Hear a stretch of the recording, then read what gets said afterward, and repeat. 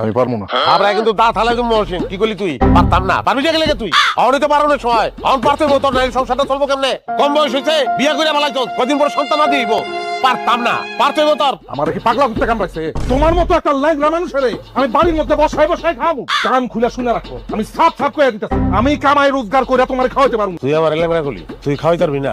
পারবো না। আব্বা জন্ম হয়ে যায় তুই তখন ছোট কেমনে বড় হইছস?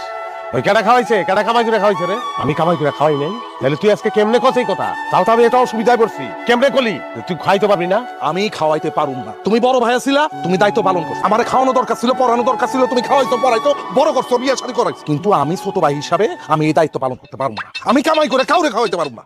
শোনেন ভাইজান, আপনার ছোট ভাই তো এমনিই বেকার, সে আপনারা কেমনে কামাই করে খাওয়াইবো? আমি একটা কথা কই, আপনার এই বাড়িতে থাকার দরকার নাই, আপনি শ্বশুর বাড়ি চলে যান, মানে ভাবির কাছে চলে যান। আমার বাড়ি আমার ঘর আমার সবকিছু তোমরা সবাই আমার আর সে সবকিছু ফালাই আমি আমার শ্বশুর বাড়ি ফেলে দেবো। এটা তুমি না মা তুমি কইলা? আপনি ল্যাংড়া মানুষ, আপনার ধইরা পুকুরে গোসল করাইতে হয়, আপনারা বিছানায় তুলে দিতে হয়, আপনারা ওষুধ খাওয়াইতে হয়, রান্না বান্না করে খাওয়াইতে হয়, পায়ে মলম লাগাই দিতে হয়, 2 দিন পর পর আপনারা নিয়ে ডাক্তারের কাছে যাইতে হয়। আমি আর এসব দায়িত্ব নিতে পারবো না ভাইজান, অনেক করছি।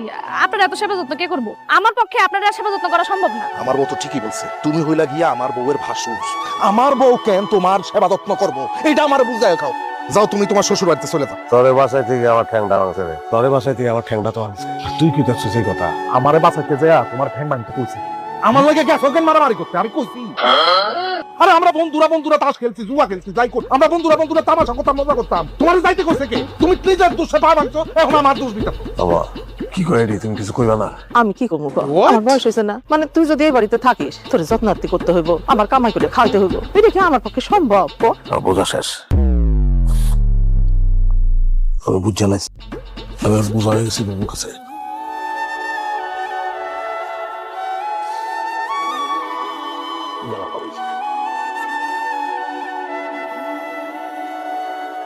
অনেক আগে বোঝানো উচিত ছিল আমার।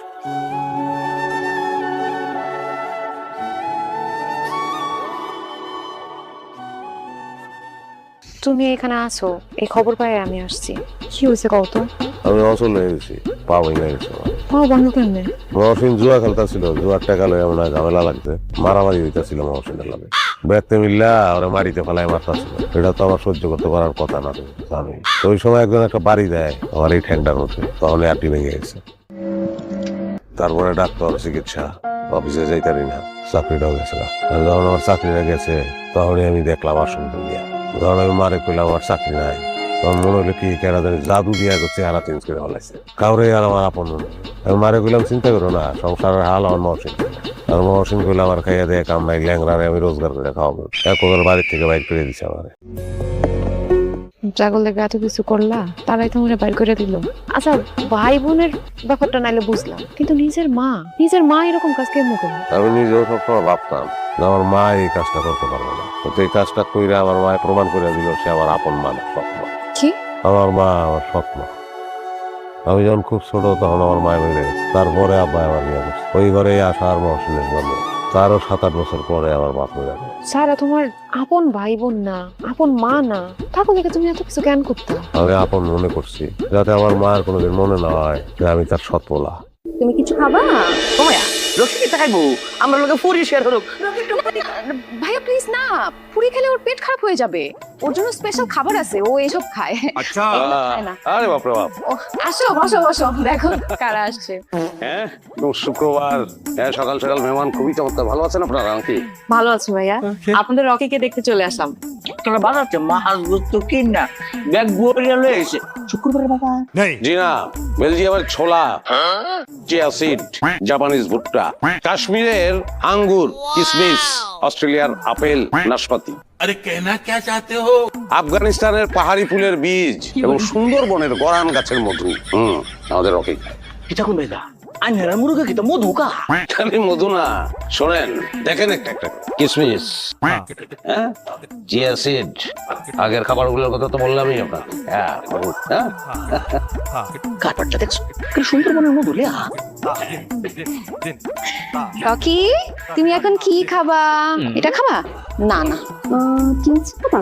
না, আমরা এখন জাপানি পিৎজা খাবো। মধু শোনেন বাতেন ভাই, ও এমন সব খাবার খায় যা সুলতান সুলাইমান কিংবা তার স্ত্রী হুররামও কোনোদিন খায় নাই।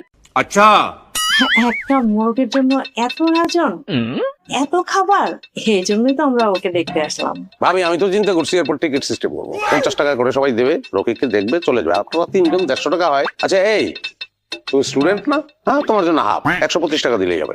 আরে কি যে করো না, দুষ্টামি করো না, কিছু মনে করেন না আপনারা, সবসময় একটু দুষ্টামি করে। আরে না কিছু তাই মনে হচ্ছি না, ভাইয়া যে বস করা হচ্ছে এটা তো আমরা বুঝছি। আচ্ছা ভাইয়া আমার কষি মজার মধ্যে একটা প্রশ্ন, এটা হচ্ছে এই যে মুরগটা কত দামি দামি কারণ কিন্তু এটার গোস্ত দেখার ওরিটের গোস্ত স্বাভাবিক লাগতো দেখতে। এটা মধ্যে তো মনে হয় এটা তো বিভিন্ন ঔষধি গুণাগুলো তো। শোনেন এই মুরগের মাংস হইলো মহা ঔষধি গুণ সম্পন্ন। এই মাংস যদি আপনি আপনার খান, আপনার ফাঁকা স্টেডিয়ামে ঘাস গজাবে আর আপনার বিগত যৌবন আগত হবে।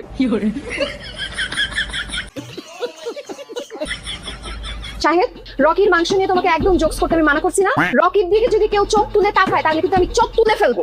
আমি কথার কথা কইছি, এটা মনতে কইছি না, আমরা অত আদরের মুরগ। আচ্ছা আমরা তো লাস্ট চাই, চুমুকও দাম নাই। আরে টাকা তো এখন রাখবো না, আবার যখন আসবেন তখন 50 টাকা করে রাখবো।